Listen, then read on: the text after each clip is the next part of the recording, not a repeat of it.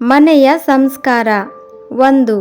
ಊಟ ಮಾಡಿಕೊಂಡಿರುವಾಗ ಯಾರಾದರೂ ಬಂದರೆ ಎಂಜಲು ಕೈಯಲ್ಲಿ ಅವರಿಗೆ ಏನನ್ನೂ ಕೊಡಬಾರದು. 2.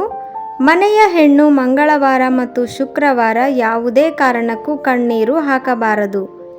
3. ಅಡುಗೆ ಮನೆಯ ಮತ್ತು ದೇವರ ಕೋಣೆಯ ಪಕ್ಕದಲ್ಲಿ ಬಚ್ಚಲು ಮನೆ ಇರಬಾರದು. 4. ಮನೆಯ ಮುಂದೆ ಚಪ್ಪಲಿಯನ್ನು ಬೋರಲು ಹಾಕಿ ಬಿಡಬಾರದು. 5. ಮನೆಯನ್ನು ಯಾವಾಗಲೂ ಸ್ವಚ್ಛವಾಗಿ ಇಟ್ಟುಕೊಳ್ಳಬೇಕು, ಜೊತೆಗೆ ಜೇಡರ ಬಲೆ ಕಟ್ಟದ ಹಾಗೆ ನೋಡಿಕೊಳ್ಳಲೂ ಬೇಕು. 6. ಊಟ ಮಾಡಿದ ತಟ್ಟೆಯನ್ನು ತೊಳೆಯದೆ ಹಾಗೇ ಒಣಗಲು ಬಿಡಬಾರದು. 7. ಊಟ ಮಾಡಿ ಕೈಯನ್ನು ಒಣಗಿಸಿಕೊಂಡು ಹಾಗೆ ಕೂತುಕೊಳ್ಳಬಾರದು. 8ನೆಯದ್ದು, ಹೊಸ ಬಟ್ಟೆಯನ್ನು ಮನೆಗೆ ತಂದು ಧರಿಸದೆ ಹಾಗೆ ತೆಗೆದು ಇಡಬಾರದು. 9.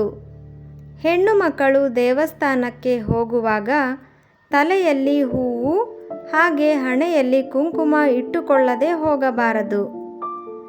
10. ಮನೆಗೆ ಬಂದ ಅತಿಥಿಗಳಿಗೆ ನೋವುಂಟಾಗುವ ಹಾಗೆ ಮಾತಾಡಬಾರದು.